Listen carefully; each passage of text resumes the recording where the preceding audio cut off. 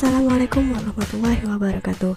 Kembali lagi di YouTube channel aku, Hesi Octavian dari. Materi kali ini tentang penilaian autentik, di mana pokok pembahasan yang kita bahas adalah pengembangan instrumen tes tulis. Proses belajar mengajar merupakan suatu proses yang mempunyai tujuan untuk mengetahui tercapai tidaknya tujuan pengajaran serta kualitas proses belajar mengajar yang telah dilaksanakan. Perlu dilakukan suatu usaha penilaian atau evaluasi terhadap hasil belajar siswa. Salah satu alat yang digunakan dalam kegiatan evaluasi adalah tes. Dilihat dari bentuk jawaban peserta didik, tes dapat dibagi menjadi 3 jenis, yaitu tes tertulis, tes lisan, dan tes tindakan.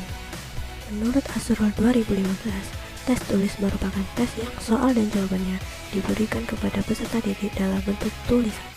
Tes tertulis dibagi menjadi 2 bentuk, yaitu tes objektif dan tes uraian atau isi. Tes objektif adalah tes tertulis yang menuntut siswa memilih jawaban yang telah disediakan atau mensuplai jawaban. Tes ini memilih jawaban terdiri atas pilihan ganda, pilihan benar salah, ya tidak, menjodohkan, dan sebab akibat. Sedangkan mensuplai jawaban terdiri atas isian atau melengkapi dan jawaban singkat atau pendek. Sedangkan tes uraian atau isi adalah tes tertulis yang menuntut kemampuan siswa untuk mengorganisasikan dan merumuskan jawaban dengan menggunakan kata-kata sendiri. Cara penyusunan bentuk soal tes tulis. Yang pertama, tes objektif atau jawaban singkat atau pendek. Menurut Asrul 2015, kaidah penulisan tes jawaban singkat atau pendek meliputi 1. Soal harus sesuai dengan indikator. 2. Jawaban yang benar hanya 1. 3. Rumusan kalimat soal harus komunikatif. 4. Butir soal menggunakan bahasa Indonesia yang baik dan benar. Dan 5. Tidak menggunakan bahasa lokal. Sedangkan pada tes uraian atau esai, yaitu 1. Dalam menyusun butir-butir soal tes uraian diusahakan agar soal tersebut dapat mencakup ide-ide pokok dari materi pembelajaran yang telah diajarkan. Yang kedua, hendaknya suatu kalimat pada soal berlawanan dengan buku pelajaran.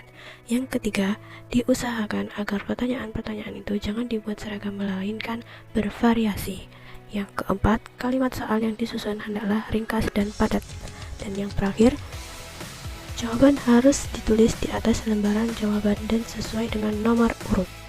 Langkah-langkah untuk mengembangkan instrumen tes tulis.